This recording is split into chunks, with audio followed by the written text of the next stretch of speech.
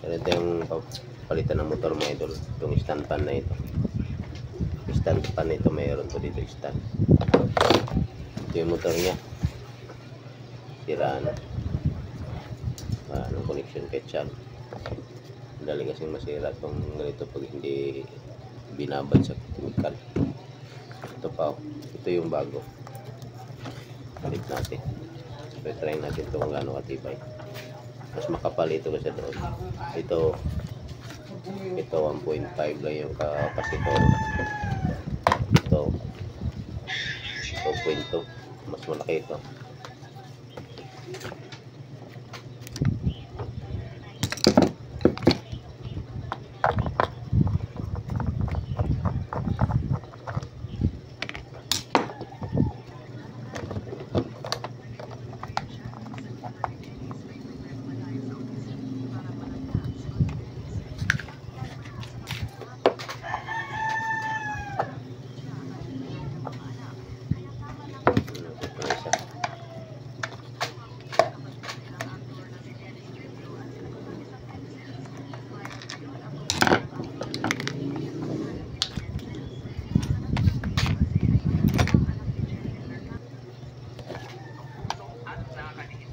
Yan mga idol, yan yung bagong motor.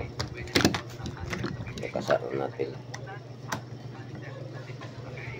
Una naman natin sa mga idol. Wala rin yan.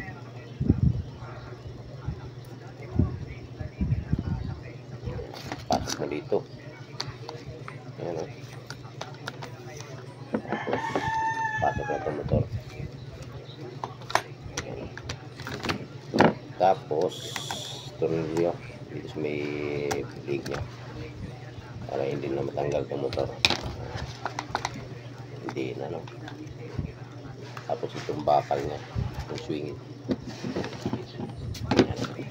Balik natin ito. Yan.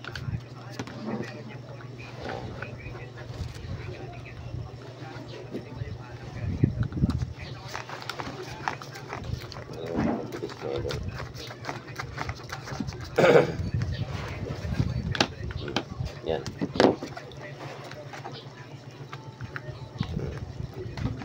Tapos ito, wawiring natin to dito mga idol.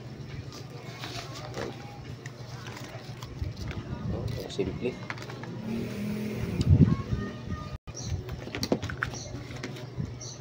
Wiring natin to mga idol. Yan. Tugtungan natin ito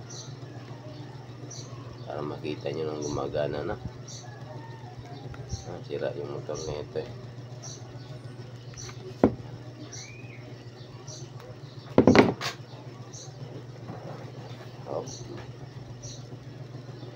Simple niya mag-wiring ngayon. Kailangan lang alamin mo yung common ng motor. Kung basta dugtong naman ang gawa.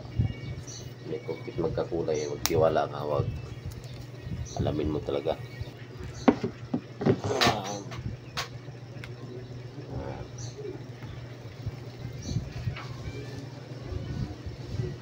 Simple lang mag-wiring mga ito.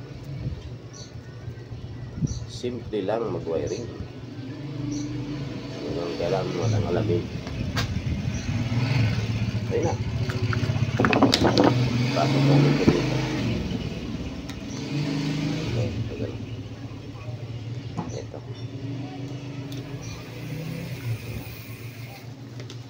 Ano lang. Ayun na mga idol dyan. Balik natin ba?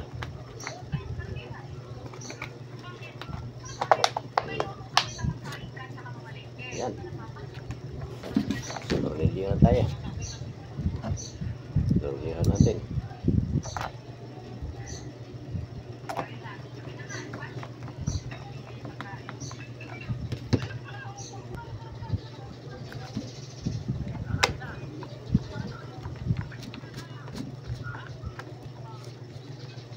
Okay na mga idol, oh.